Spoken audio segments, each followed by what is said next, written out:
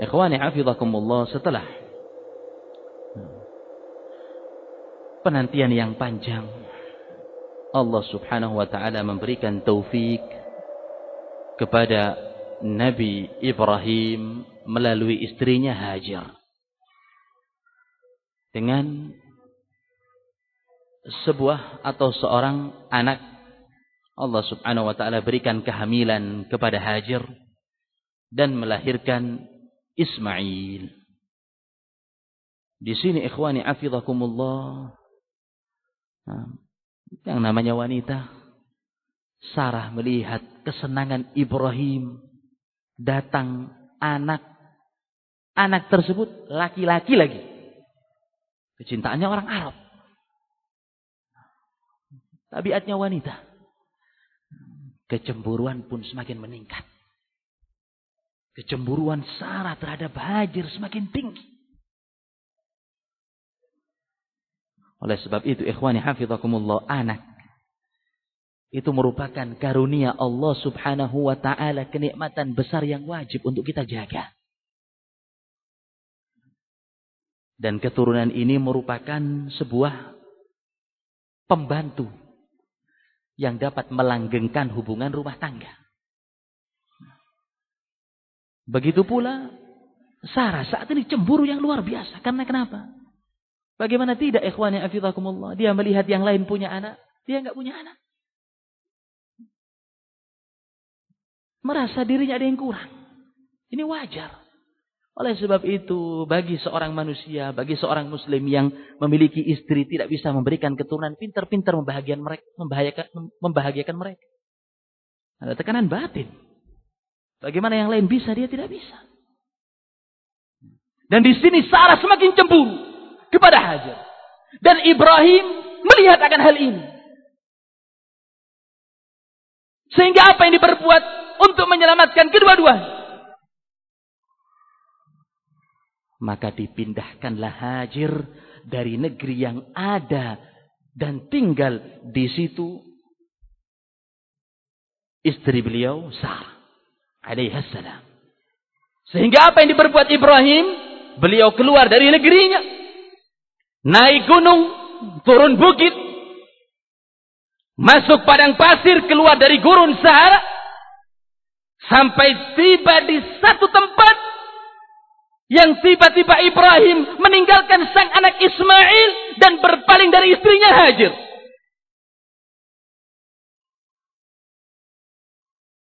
Satu tempat yang tidak diketahui sebelumnya.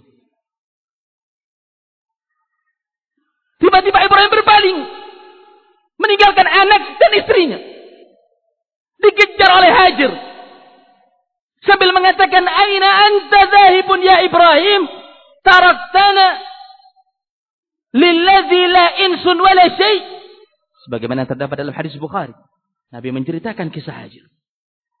"Wahai Ibrahim, engkau ini mau pergi kemana? Engkau tinggalkan kita di sebuah tempat yang tidak ada manusia dan gak ada apapun." Coba antum ikhwani hafizakumullah, ada pada posisi Hajar. Wahai anti seorang wanita, gak sendiri, ditambah dengan balita, bayi yang masih menyusui, butuh dengan seorang pria, ditambah lagi satu tempat yang asing bagi dia. Wanita sendiri ditinggal dalam satu daerah yang dari ujung timur sampai ujung barat, dari ujung selatan sampai ujung utara, warnanya sama coklat. Kalau nggak pegunungan, lembah, padang pasir ataupun gurun, warnanya satu coklat. Nggak ada tanaman, nggak ada tumbuhan, nggak ada pepohonan, nggak ada perkebunan, nggak ada makanan, nggak ada minuman, nggak ada air, bahkan nggak ada tanda-tanda kehidupan. Di hutan masih mending. Di hutan masih mending.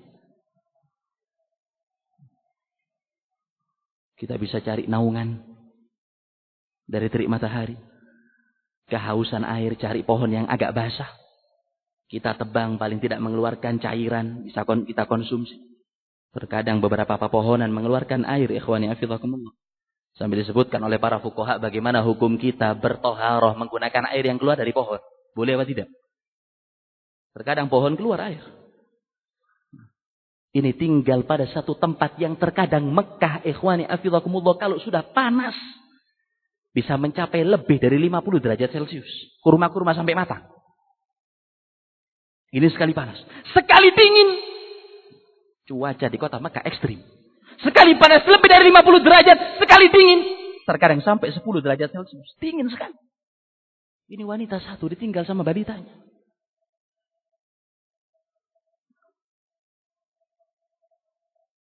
Falam yaltafit ilaih. Ya Ibrahim, engkau ini mau kemana? Dan Nabi Ibrahim tidak melihat kepada Hajar dan sang anak. Gak dilihat oleh Ibrahim. Kemudian jangan sampai kita mengatakan, oh berarti Ibrahim ini keras hatinya. Tega meninggalkan anak dan istri. Jangan sampai kita mengatakan seperti itu.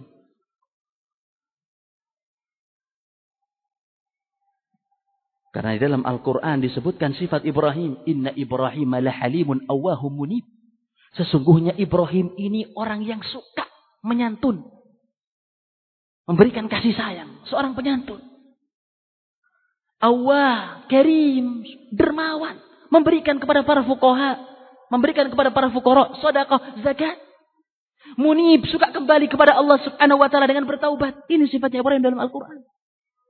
Hamba yang penuh dengan kasih sayang, lemah, lembut, dermawan, suka memberi, bertaubat kepada Allah subhanahu wa ta'ala. Akhlak yang mulia.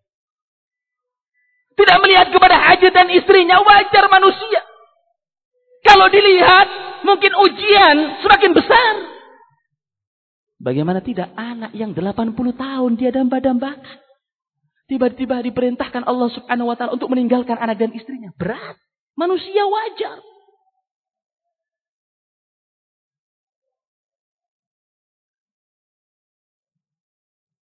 Tidak dijawab oleh Ibrahim.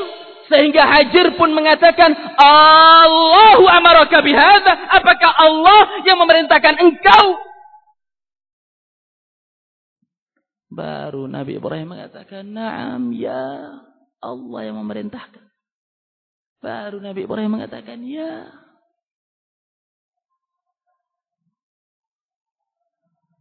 Apakah memberontak? Marah? Emosi? Merubah wajah? Cemberut? Menuntut? Tidak. Ini seorang wanita yang salehah. Seorang wanita yang mukminah.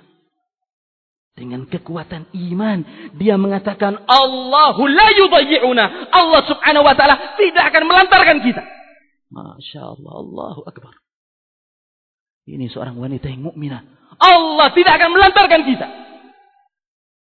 Sirah ini penuh dengan pelajaran. Maka ikhwani afidakumullah, sebagai seorang muslim harus senantiasa kita banyak-banyak bertawakal kepada Allah subhanahu wa ta'ala di dalam berbagai macam urusan kehidupan.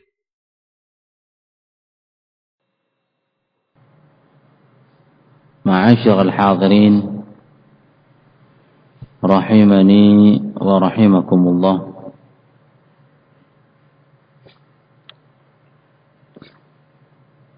Setelah Ibrahim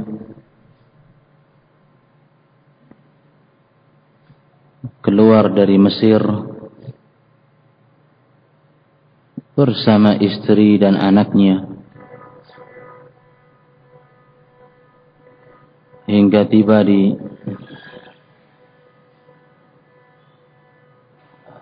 satu tempat, فوضع فيه جراب من التمر.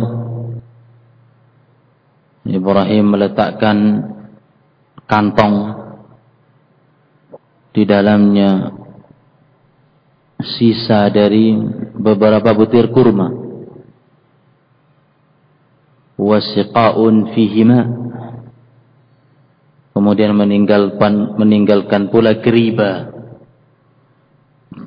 sisa dari beberapa tegukan air. Kemudian setelah itu pun Ibrahim berpaling dan berjalan. Sang istri pun heran atas sikap tersebut dan tidak biasa seperti itu. Sehingga Hajar pun bertanya, "Aina tadhhab ya Ibrahim? Wa tatrukana fi hadzal wadi alladhi laysa fihi insun wala syai'." Wahai Ibrahim, kemana kamu pergi? Meninggalkan kita di satu tempat yang gak ada manusia, gak ada apapun, kering kerontang, bahkan gak ada tanda-tanda kehidupan. Ibrahim pun tidak menjawab pertanyaan Hajar, terus melanjutkan perjalanan. Karena tidak menjawab, diulangi beberapa kali. "Wahai Ibrahim, kemana kamu pergi meninggalkan kita? Meninggalkan istri dan anak kesayangan." Ibrahim tidak melihat kepada Hajar karena beliau manusia, punya hati naluri, merasa kasihan, merasa sedih. Kalau dilihat akan semakin berat ujiannya. Sampai Hajar pun mengatakan, "Allahu amaraka bihadza?" Apakah Allah subhanahu wa ta'ala yang memerintahkan engkau? Ibrahim pun mengatakan, "Na'am, ya. Allah yang memerintahkan aku." Mendengar perkataan tersebut, Hajar dengan kemantapan iman dan taqwa mengucapkan, "Allahu la yudayyi'una." Kalau begitu Allah tidak akan melantarkan kita. Satu tempat, enggak ada makanan, enggak ada minuman, enggak ada pepohonan. Karena tahu ini perintah Allah, sam'an wa ta'ah, dengar dan taat. Dari cuplikan ini, ikhwani hafizakumullah, kita ingin mengambil dua pelajaran. Kita belajar sirah bukan cuma sekedar tahu cerita, keluar masjid, pulang dari masjid seolah-olah kita nggak dapat apa-apa. Kita ambil dari pelajaran sirah beberapa butir-butir intisari yang bisa kita praktekkan dalam kehidupan sehari-hari. Yang dapat kita ambil pelajaran yang pertama, Hajar merupakan potret ideal bagi seorang wanita yang salihah.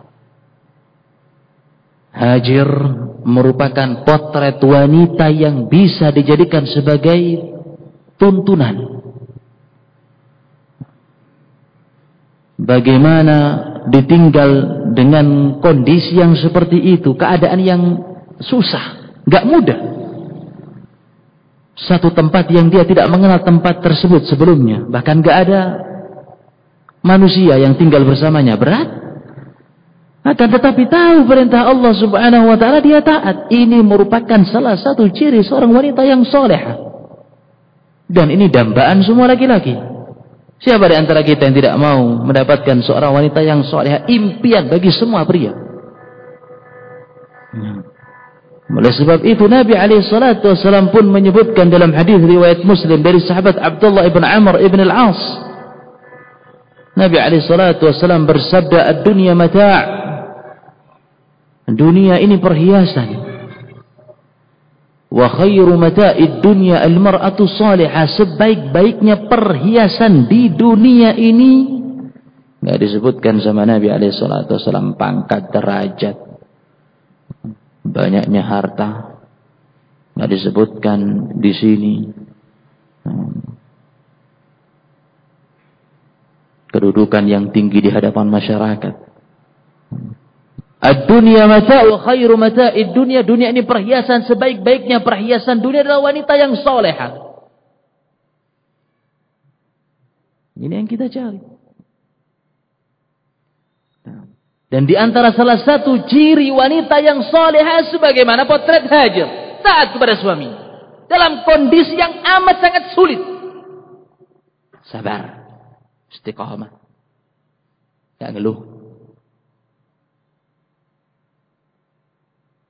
Oleh sebab itu ini merupakan pelajaran bagi para akhwat. Apabila anti ingin tahu masa depan dan nasib anti, selamat atau tidak selamat, barometernya ada pada suami. Barometernya ada pada suami. Apabila anti ingin mengetahui menjadi seorang wanita yang selamat berarti surga, atau wanita yang sengsara berarti laki-laki, atau berarti neraka, patokannya lihat pada suamimu. Bagaimana cara engkau sikapmu kepadanya. Dalam sebuah hadis yang diriwayatkan oleh Imam Ahmad dengan sanad yang sahih, sahihkan oleh Imam Al-Albani dalam kitabnya Sahihul Jami' dari sahabat Al-Husain ibn Al-Mihsan. Kata Husain ibn Al-Mihsan, bibiku pernah mendatangi Nabi SAW. Bibinya perempuan. Bibinya Husain ibn Mihsan pernah mendatangi Nabi SAW lihaja, karena suatu keperluan. Mungkin ada kepentingan minta fatwa, diskusi, menyampaikan permasalahannya kepada Nabi. Falamma faragat min hajatiha, bibi Husain ibn Mihsan setelah selesai dari keperluannya bersama Nabi, kemudian ditanya. Yang bertanya siapa? Rasulullah bertanya kepada bibinya Husain, "Adzatu ba'lin anti?" Apakah anti punya suami? Kata perempuan ini, "Bala, tentu ya Rasulullah, aku punya suami, masih ada suami." "Kaifa anti lahu?" Bagaimana sikapmu dengannya? Kata perempuan tersebut, "Ma'aluhu illa ma'ajistu an." Aku tidak pernah membangkang, manut, patuh. Aku tidak pernah membangkang kecuali di dalam perkara-perkara yang aku nggak sanggup, aku nggak mampu. Ya aku katakan aku nggak bisa, karena nggak mampu. Sabda Nabi alaihi salatu wassalam, "Unduri aina anti minhu." Lihatlah bagaimana sikapmu dengan suami. Fa innama huwa jannatuki wa naruk. Karena sesungguhnya suami ini merupakan surgamu, atau sebaliknya neraka. Jadi yang senantiasa taat kepada suami dalam perkara-perkara yang baik, kabar gembira. Berarti anti dimudahkan jalannya masuk ke dalam surga. Masya Allah. Dan sebaliknya seorang wanita yang suka membangkang, gak pernah nurut, sukanya membuat emosi kepada suaminya dalam perkara-perkara yang baik, yang mubah sekalipun, maka di sini jangan bangga dulu. Berarti anti jalannya dimudahkan oleh Allah Subhanahu wa taala masuk ke dalam neraka. Na'udzubillah. Kadang-kadang kaum wanita enggak sadar.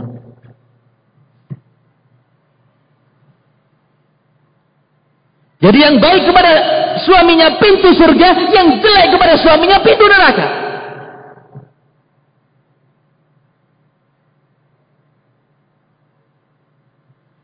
Diperintahkan oleh suami enggak boleh kerja di luar, nurut. Diperintahkan oleh suami untuk menggunakan jilbab, hijab, menutup auratnya, taat. Melarang untuk mencabut bulu alis dari wajahnya, mungkin supaya nampak lebih cantik, karena ini terlaknat. Dilarang untuk mencabut bulu dari alisnya, tidak menolak. Dilarang untuk menggunakan wewangian, parfum, minyak ketika keluar dari rumahnya. Didengar. Diajak hubungan intim, hadir. Diberikan sebuah rahasia, dijaga, enggak diumbar. Enggak disampaikan kepada temannya, tetangganya, ataupun khalayak ramai. Dia jaga rahasia itu. Ini wanita yang soleh. Lihat posisi anti kepada suamimu. Dalam sebuah hadis yang lain yang diriwayatkan juga oleh Imam Ahmad dari sahabat Abdurrahman ibn Auf radhiyallahu taala anhu wa ardhah. Nabi alaihi salatu wasallam bersabda, "Idza shallatil mar'atu khamsaha." Kalau wanita sholat 5 waktu, gak pernah lubang, gak pernah bolong, gak pernah ditinggal, sholat wajib. Wasamat syahraha, datang bulan Ramadan, dia berpuasa 1 bulan penuh, kecuali kalau gak ada halangan, haid atau nifas atau hamil atau menyusui, dia puasa Ramadan yang wajib. Wa hafizat farjaha, dia jaga kemaluannya, kesuciannya, kehormatannya, auratnya.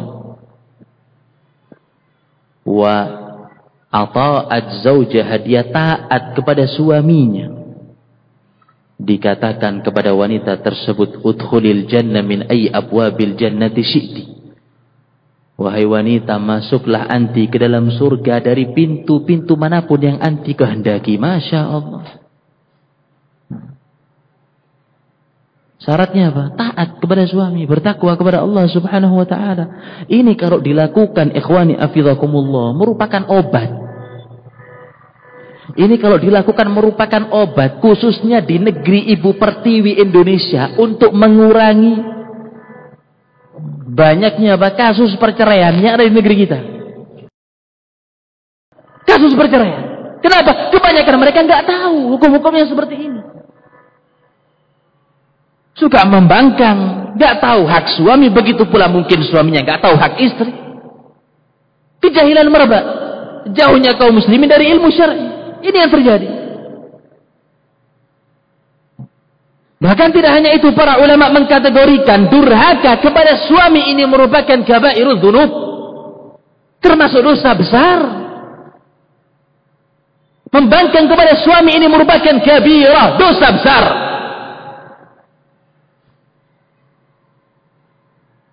Dalam sebuah hadis yang diriwayatkan oleh Imam Tirmidzi dari sahabat Abu Umamah, Nabi alaihi salatu wasallam bersabda, "Thalathatun la turfa salatuhum adhanahum." Nabi bersabda, ada 3 golongan, salat mereka ini enggak sampai ke telinganya. Ada 3 golongan, salat mereka ini enggak sampai ke telinganya. Dalam riwayat yang lain hadis Ibnu Abbas, la narfa salatahum fawqa ru'usihim shibran. Kita tidak mengangkat solat mereka di atas kepala walaupun 1 jengkal. Maksudnya di sini solatnya tidak bisa naik ke atas langit. Artinya apa? Solat tersebut tidak diterima oleh Allah subhanahu wa ta'ala. Ditolak solatnya. Bukan berarti kalau solatnya ditolak berarti enggak solat. Enggak, tetap wajib solat. Tapi ketika Anda mengerjakan solat tersebut enggak ada pahalanya. Selesai salat, gak ada pahalanya, ditolak. Tapi tetap wajib mengerjakan. Siapa 3 golongan ini? Yang pertama, al-abdul abiq. Sabda Nabi SAW, budak yang kabur dari tuannya. Budak yang kabur dari tuannya sampai dia kembali kepada majikan tersebut. Ini yang pertama. Kemudian yang kedua, wa imamu qaumin wa hum lahu karihun. Imamnya suatu kaum dan mereka membencinya. Imam di sini bisa jadi pemimpin yang besar, penguasa, presiden, rakyatnya benci kepada presiden tersebut.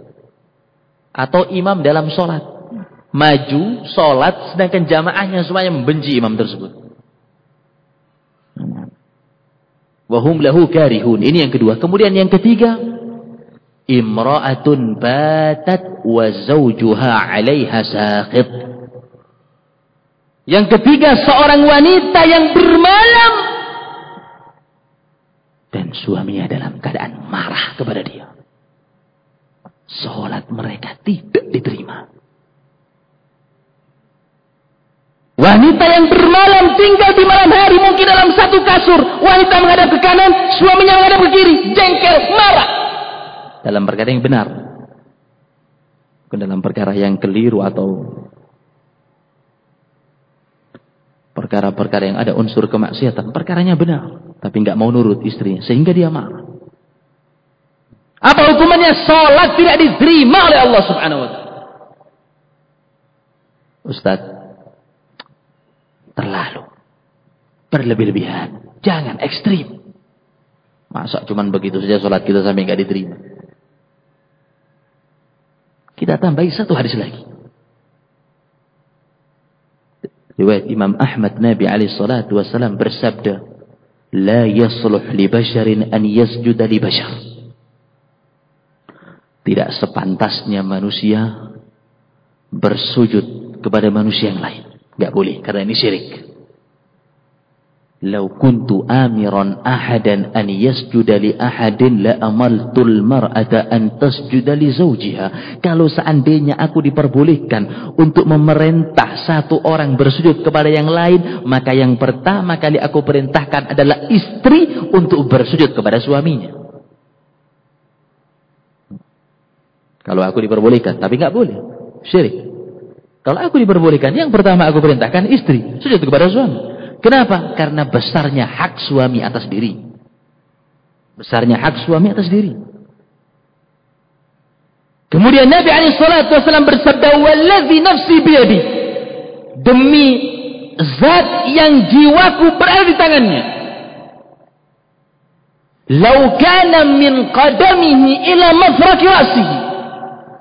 Kalau seandainya suami tersebut dari ujung kakinya, anggap jempol atau jari telunjuk kaki suami, ila mafraqi ra'sihi, sampai ujung rambutnya, dari kaki sampai kepala.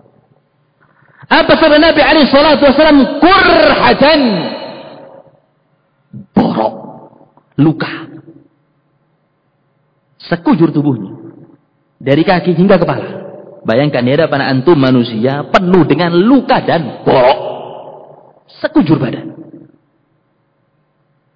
Sampai di sini Nabi SAW bersabda, bil qayhi was sadid, dari borok-borok tersebut keluar nanah yang bercampur dengan darah.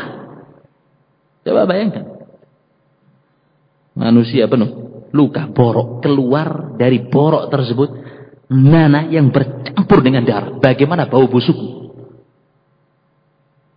Apa sabda Nabi SAW? "Thumma istaqbalathu falahisathu." Kemudian datang kepada istrinya yang membuat istri tersebut menjilat. Pakai nadanya apa? Lahisathu. Sabda Nabi. Kemudian dijilat tanahnya. Dijilat boroknya, dijilat lukanya, dijilat darahnya yang keluar dari luka-luka tersebut. Apa sabda Nabi? Ma ada haqq. Belum cukup untuk menunaikan hak suami. Nah, di sini mau dikatakan apa sekarang? Sampai seperti itu. Coba kita pandang sekarang, ikhwani hafizakumullah. Sebelum kita nikah dengan istri, kita ini apanya? Sebelum kita ankahtuka wa zawajtuka, sebelum kita qabiltu nikah, sebelum kita memberikan mahar, sebelum kita menikah, sebelum kita kawin, apa hubungannya istri dengan kita? Gak ada apa-apa. Orang lain. Kita bukan ibunya, kita bukan bapaknya, kita bukan saudaranya, kita bukan saudarinya, kita bukan bibinya, kita bukan pakdinya, kita bukan buleknya, kita bukan kakeknya, kita bukan neneknya. Kemudian setelah menikah, wanita tersebut menggunakan fasilitas rumah kita, diberikan nafkah. Kita sebelumnya bukan apa-apa. Kita bukan apa-apa, bukan mahram. Setelah menikah diberikan segala macam. Ada rumah dia tinggal, keperluannya kita kasih. Nah, diberikan sandang, pangan, papan, pulsa habis, sudah diisi. Kuota internet belum selesai, sudah ditambah. Masya Allah. Kemana-mana diantarkan. Siapa kita? Bukan apa-apa. Bukan ibunya, bukan bapaknya. Jadi wajar kalau Islam memberikan kedudukan yang besar bagi suami. Maka faedah yang pertama, potret bagi wanita yang salihah senantiasa taat kepada suami walaupun di kondisi-kondisi sesulit apapun. Ini yang pertama. Kemudian yang kedua, menunjukkan kepada kita bagaimana tawakalnya seorang wanita yang lemah. Wanita lemah. tapi memiliki tawakal yang tinggi kepada Allah Subhanahu wa taala. Seorang Hajar ditinggal dalam satu daerah yang seperti itu, gak ada kehidupan, tapi tahu perintah Allah Subhanahu wa taala, tawakal, dan dia yakin pasti akan jalan keluar di sini. Dan ini mengajarkan kepada kita, ikhwani afidakumullah, satu kaidah, letakkan di jidat-jidat antum. Idza tarakna syai'an lillah, awwadana Allah khairan min. Kalau kita meninggalkan sesuatu karena Allah Subhanahu wa taala, pasti yakin Allah akan menggantikan yang lebih baik. Kalau kita meninggalkan sesuatu karena Allah Subhanahu wa taala, yakini kita akan diganti dengan yang lebih baik, pasti. Kalau nggak di dunia atau di akhirat. Dan ini yang kita harapkan, di akhirat digantikan yang lebih baik. Dimudahkan bagi kita di sirat, jembatan, dimudahkan bagi kita di hisab, di mizan, timbangan, padang mahsyar. Suatu kenikmatan Allah mudahkan. Atau di dunia. Ya Ustaz, kalau Anda memanjangkan jenggot, gak akan dikasih tempat untuk buka praktek dalam rumah sakit karena saya dokter. Keluar ya akhi. Rezeki Allah di mana-mana. Kalau Anda meninggalkan sesuatu karena Allah Subhanahu wa taala, diganti yang lebih baik. Tapi memang kadang manusia ini pengennya instan, tergesa-gesa. Sesuatu yang lebih baik dalam hitungan jam, dalam hitungan menit atau detik. Modal harus ada, tawakal kepada Allah dan bertakwa. Wa man yattaqillah yaj'al lahu makhraja. Bertakwa kepada Allah Subhanahu wa taala akan diberikan jalan keluar. Wa yarzuqhu min haitsu la yahtasib, diberikan rezeki dari jalan-jalan yang dia tidak ketahui sebelumnya. Kuncinya apa? Takwa. Diberikan rezeki. Wa man yatawakkal 'ala Allah fa huwa hasbuh, yang bertawakal kepada Allah, Allah yang menjadikan kecukupan bagi dia. Yang memiliki langit dan bumi, menjadi kecukupan bagi kita. Wa man yattaqillah yaj'al lahu min amrihi yusra. Yang bertakwa kepada Allah Subhanahu wa taala dijadikan mudah segala perkaranya. Modalnya apa? Tawakal. Modalnya apa? Sabar. Modalnya apa? Usaha dan bertakwa kepada Allah Subhanahu wa taala. Jangan kemudian yang haram dia terjang. Ini muskil. Nah. Hajar menunjukkan kepada kita bagaimana tinggi tawakal seorang muslimah mukminah salihah. Kemudian ikhwani hafizakumullah, setelah Ibrahim meninggalkan Hajar, berjalan beberapa waktu karena seorang hati ayah. Kemudian Ibrahim pun menengok kembali ke arah tempat ditinggalkan istri dan buah hatinya. Kemudian Ibrahim pun berdoa kepada Allah Subhanahu wa taala. Yang mana doanya Allah abadikan dalam surat Ibrahim ayat 37. Allah Subhanahu wa taala menegaskan doanya Ibrahim, Rabbana inni askantu min dzurriyyati biwadin ghairi dzi zar'in 'inda baitikal muharram. Ya Allah, aku tinggalkan keturunanku, istri dan anak, di sebuah tempat yang tidak ada tanaman, yang dekat dari rumahmu yang mulia. Karena dekat dengan Ka'bah. Walaupun belum ada. Rabbana liyuqimus salat, ya Allah, agar mereka menegakkan salat. Faj'al af'idatan minan nasi tahwi ilaihim, jadikan hati-hati umat manusia cenderung kepada mereka. Memohon kepada Allah Subhanahu wa taala, kasih mereka penolong dari kalangan umat manusia yang datang kepadanya. Warzuqhum minas samarat, kasih mereka rezeki karena kering kerontang, berupa buah-buahan. La'allahum yashkurun, agar mereka menjadi orang-orang yang bersyukur. Ini doa Ibrahim. Beliau pun berjalan kembali ke tempat dan negerinya Sarah. Kemudian ikhwani hafizakumullah, karena diberikan perbekalan yang sedikit, sisa beberapa butir kurma, Dan sisa dari beberapa teguhan air, dia seorang wanita yang masih menyusui sendiri, butuh asupan konsumsi yang lebih. Namanya wanita menyusui. Kadang-kadang kita saja makan dan minum, anak masih nangis. Ini disusui. Berjalan waktu, air habis, kurma habis. Air susu tak keluar. Fabaka Ismail bukaan syadidan. Ismail pun terus merengek, menangis, wajar normal, bayi. Air susu tak keluar. Ibu pun semakin gelisah. Sang ibu semakin gelisah. Fasa'adat biha Safa. Karena kasihan kepada anaknya, berusaha untuk cari penolong. Naik ke atas bukit Safa. Barangkali ada orang, barangkali ada kafilah yang berjalan, bawa air, bawa makanan, untuk membantu sedikit anaknya, dia.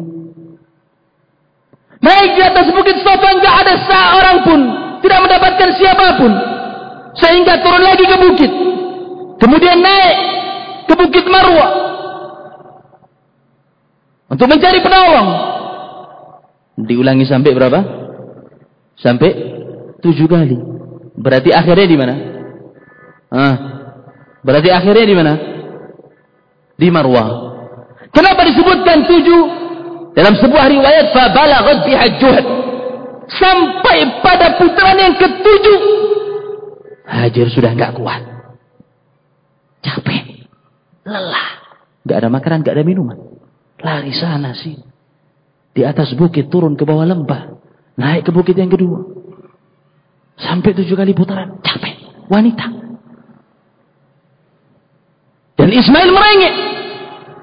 Dalam keadaan lemah. Fanazalat biha faraj. Pada saat inilah. Sami'at biha saud. Ummu Ismail Hajar. Mendengarkan sebuah suara.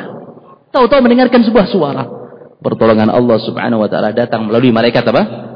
Jibril alaihi salam. Disebutkan dalam riwayat Bukhari, fadarabat biha ajnihatahu. Bahwasanya Jibril menggepakkan sayapnya ke tanah. Jibril apa? Menggepakkan sayapnya ke tanah. Dalam riwayat yang lain, fadaraba bihi rijluh. Malaikat Jibril menghantamkan kakinya ke tanah. Satu riwayat sayapnya, satu riwayat kakinya dihantamkan ke tanah. Karena mendengarkan suara, sehingga Hajar pun mendatangi tempat tersebut, di dekat dengan Ismail. Fara'at ma, setelah itu pun maka keluar air. Karena mencari dengan lama, lelah, tiba-tiba mendapatkan air, senang, bahagia. Sehingga dia pun mengatakan zam, zam, zam, zam. Apa artinya zam, zam? Nah, ijtami'. Artinya terkumpul, terkumpul, terkumpul. Bahasa kita mungkin, ayo terus keluar. Jangan berhenti, kita masih butuh yang lebih banyak. Dikumpulkan sama Ismail, Ummu Ismail. Dikumpulkan oleh Hajar. Oleh sebab itu hadis Ibnu Abbas radhiyallahu taala anhu dalam Sahih Bukhari, Nabi alaihi salatu wasallam bersabda, yarhamullah umma Ismail. Semoga Allah subhanahu wa taala merahmati ibunya Ismail. Lau lam taghrib, kalau seandainya Hajar tidak menggali, tidak mengeruk, karena melihat air dikumpulkan, digeruk untuk dapat air yang lebih banyak, kemudian digeruk lagi, keluar air diambil. Sabda Nabi alaihi salatu wasallam, kalau seandainya Hajar tidak terburu-buru, tidak mengeruk, tidak menggali, lakanat 'ainan mu'ana, lakanat 'ainan mu'ina, maka akan menjadi sumber telaga. Kalau dibiarkan keluar begitu, berceceran kemana-mana, akan menjadi telaga. Nah, karena diambil air tersebut dan diciduk menjadi apa? Sumur zam. Oleh sebab itu, ikhwani hafizakumullah, dikategorikan Zam-Zam ini merupakan sumur tertua di muka bumi. Dikategorikan Zam-Zam ini merupakan air dan sumur tertua di muka bumi. Sejak zamannya siapa? Ibrahim alaihi salatu wassalam. Oleh sebab itu Ibnul Qayyim al-Jauziyah, beliau mengatakan ma'u Zamzam sayyidul miyah wa ashrafuha wa ajalluha. Bahwasanya air Zam-Zam ini merupakan tuannya, panglimanya, pemimpinnya air. Disebut apa? Sayyid al-miyah. Pemimpinnya air. Wa ajalluha wa ashrafuha. Yang paling bagus dan paling bernilai. Kenapa? Karena Ibrahim atau karena malaikat Jibril yang mengeluarkan, dan yang minum adalah Ismail, merupakan air yang luar biasa.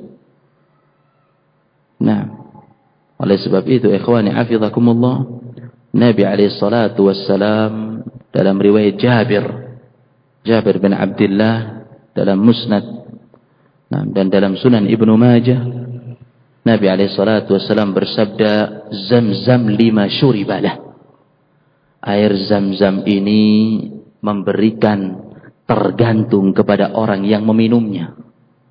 Jadi ketika antum minum Zam-Zam, niatkan apapun. Karena itu akan memberikan atas apa yang anda inginkan. Ingin menjadi orang yang diberikan kekuatan hafalan supaya cepat menghafal Al-Quran. Ketika minum Zam-Zam, berdoa. Diberikan kelancaran rezeki, minum Zam-Zam, berdoa. Diberikan kesembuhan penyakit, minum Zam-Zam, berdoa. Oleh sebab itu Abdullah ibn Mubarak rahimahullah, alim dari kalangan ulama ussalaf, ketika minum Zam-Zam, niatnya beliau apa? Lidhama'i yaumil qiyamah. Ya Allah, jangan aku berikan kehausan kelak di hari kiamat. Minumnya Zam-Zam.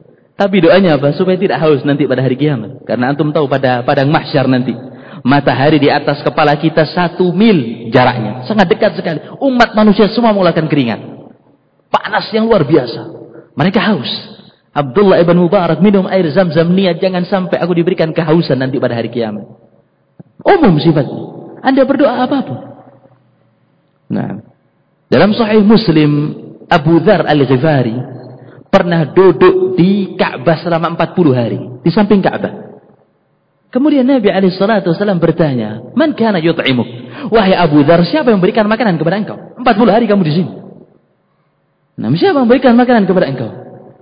Kata Abu Dzar, Mali illa Zam-Zam. Aku enggak punya kecuali minum Zam-Zam. Nah.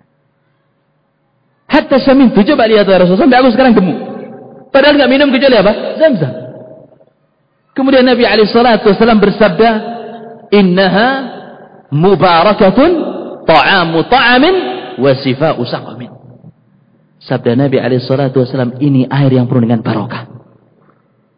Gizi pada segala makanan dan penyembuh pada segala macam apa? Penyakit. Barokah dan penyembuh. Di antara bukti barokahnya, air Zam-Zam nggak pernah habis. Pernah kota Mekah terjadi kekeringan di sana. Sumur-sumur nggak ada air di seluruh kota Mekah, illa Zam-Zam. Bahkan ikhwani hafizakumullah, pada setiap detiknya mengeluarkan sampai 18,5 liter per detik. Berarti per jam sampai 67 liter. Bayangkan berapa juta jamaah haji tiap tahun? 2,5 juta. Mereka selalu tercukupi dengan air Zam-Zam. Barokah, gak pernah habis. Di mana letaknya Zam-Zam? Di mana letaknya Zam-Zam?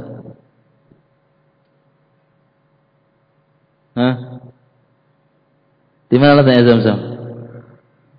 Apa Ihsan? Di Mekah, jelas di Mekah apa Ihsan? Masa di Palestina? Di mana letaknya Zam-Zam? Di mana Ka'bah? 20 meter dari arah Ka'bah. Dahulu ikhwani hafizakumullah ada kubahnya di sana. Jadi orang duduk di samping sumur tersebut sambil berwudu, sambil minum. Ngambilnya pakai cara tradisional dulu. Nah, pakai timba, dengan diambil pakai gayung, pakai tali. Kemudian karena banyaknya jamaah haji, semakin banyak orang yang tawaf nggak mencukupi. Nah, akhirnya dihancurkan dan dibuatkan ruangan khusus. Bahkan yang mau minum, mereka ada ruangan tersendiri di bawah atau di lantai bawah. Belakangnya makam Ibrahim, lebih dari 300 keran bagi laki-laki dan perempuan. Dulunya terlihat, sekarang nggak ada. Nah, ini air yang penuh dengan barokah. Penyembuh dari berbagai macam penyakit. Pernah disebutkan dalam koran Ukaz. Nah, kisah seorang laki-laki, koran Ukaz ini koran yang resmi di Saudi. Koran yang resmi di Saudi Arabia, koran Ukaz. Disebutkan seorang pemuda umurnya 35 tahun. Nah, yang bernama Raid Muhammad Hussein. Yang bernama Raid Muhammad Hussein, umur 35 tahun. Orang ini datang dari kota Jenin. Jenin ini Palestina. Nah, sudah semenjak 10 tahun dia nggak bisa melihat, buta karena bola matanya putih. Bola mata ini memutih, nggak bisa lihat, buta. Sudah 10 tahun. Dia nggak putus asa berobat. Sampai kemudian dia umrah bersama keluarganya dan anak-anaknya. Dia tinggal di Masjidil Haram. Dia tidak mengkonsumsi kecuali minum air Zam-Zam dan diusapkan ke matanya. Setiap minum diusapkan, setiap minum diusapkan ke matanya. Subhanallah, persaksian dia. Pada hari ketiga, penglihatan tiba-tiba terbuka. Yang tadinya nggak bisa melihat sama sekali, hari ketiga sudah bisa melihat pelan-pelan. Nah, dan visa sebelum habis dan sebelum pergi ke negaranya dia sudah bisa melihat normal. Ini disebutkan dalam Quran Ukaz, penyembuh dari berbagai macam penyakit. Nah, ini air Zam-Zam. Bahkan ikhwani hafizakumullah, pada tahun 1971, satu dokter Mesir ikut hadir di pers yang ada di Eropa. Orang kufar. Di hadapan mereka dengan beraninya dokter Mesir ini mengatakan bahwasanya air Zam-Zam ini merupakan air yang tidak sehat. Nah, pendapat dia, asumsi dia, Mekah ini di bawah garis laut. Mekah ini di bawah permukaan laut. Jadi pendek. Dan dia berasumsi bahwasanya bekas dari minuman manusia, kotoran manusia itu terendap di bawah tanah. Kemudian setelah itu datang hujan. Nah, resapan hujan yang berkumpul dengan endapan bekas manusia ini keluarnya di sumur Zam-Zam. Berani, gak punya bukti. Pada tahun 1971, terang-terangan di hadapan orang-orang kufar di Eropa mengatakan bahwasanya Zam-Zam itu tempatnya, na'udzubillah, walhasil airnya nggak sehat karena dari bekas manusia dan endapan turunan hujan keluarnya di sumur Zam-Zam. Sampai berita ini kepada telinganya Raja Faisal rahimahullah. Beliau betul-betul marah saat itu, Raja Faisal rahimahullah, dan memerintahkan kepada Menteri Pertanian dan Sumber Air untuk mengirimkan sampel-sampel air Zam-Zam ke negeri mereka. Silahkan cek, masukkan ke laboratorium. Dan setelah itu mereka buat riset, dikirim sampel, dimasukkan laboratorium di Jeddah, di Saudi Arabia pun juga mereka ngirim sampel ke sana, ke Eropa. Setelah dimasukkan riset, keluar hasilnya, mereka sendiri yang melihat bahwasanya ternyata dalam air Zam-Zam itu ada zat fluorida. Apa itu zat fluorida? Berfungsi untuk membunuh berbagai macam bakteri. Jadi kita minum Zam-Zam itu ibarat kita ini minum obat tanpa ada campuran bahan kimia. Sudah sendirinya ada obat. Ada zat apa? Fluorida, membunuh berbagai macam bakteri. Nah, ini yang pertama. Mereka pun tercengang. Ibaratnya kita minum obat. Kemudian yang kedua, memiliki zat kalsium yang begitu tinggi. Zat kalsium ini berguna untuk menghilangkan rasa haus.